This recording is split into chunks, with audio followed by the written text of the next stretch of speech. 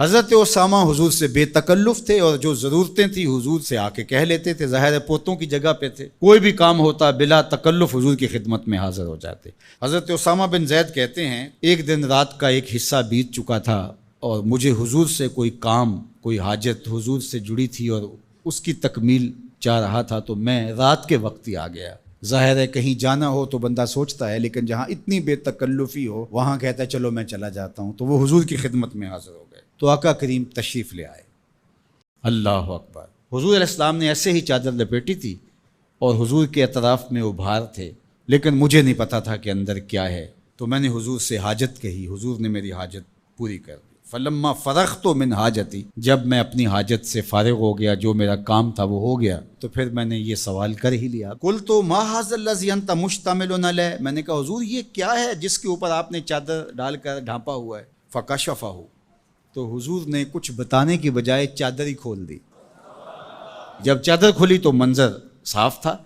میں نے کیا دیکھا سنو، حضرت اسامہ بن زید بن حارثہ بیان کرتے ہیں، فائز الحسن والحسین علی ورقہ، ایک پہلو سے امام حسن چمٹے تھے اور ایک جانب امام حسین چمٹے ہوئے، دونوں نے حضور کے پہلوؤں سے جفی لگائی ہوئی تھی، حضور علیہ السلام کے کشہین سے، حضور کے پہلوؤں سے لپٹے ہوئے تھے۔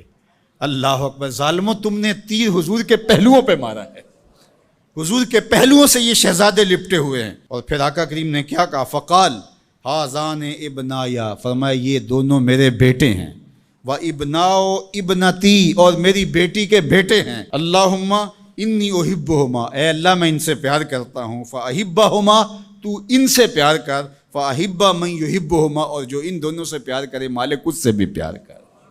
اللہ اکبر! حذیفہ بن یمان اپنی ماں کی مغفرت کا سوال لیے حضور کے پاس حاضر ہوئے تھے اور آقا کریم نے ان کو یہ خبر بھی دی، حذیفہ سنو، یہ فرشتہ میرے سامنے حاضر ہے اور یہ میری فاطمہ اور میرے حسن حسین کے لیے جنتیوں کی سرداری کا مجدہ جاں فضا لے کر آئے ہیں، پیغام لے کر آئے ہیں، بشارت لے کر آئے ہیں۔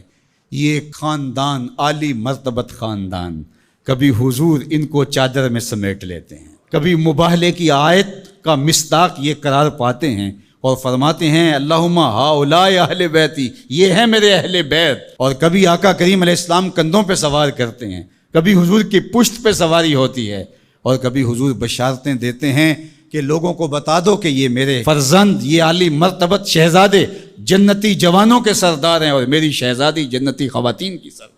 یہ عالی مرتبت خاندان جن کی عظمتیں اتنی بلند ہیں اور جن کی رفعتوں کے پھریرے لہرا رہے ہیں، تو جتنا اونچا منصب ہوگا امتحان بھی تو اتنا اونچا ہوگا، جتنی بڑی شان ہوگی تو امتحان بھی اس کے مطابق ہوگا۔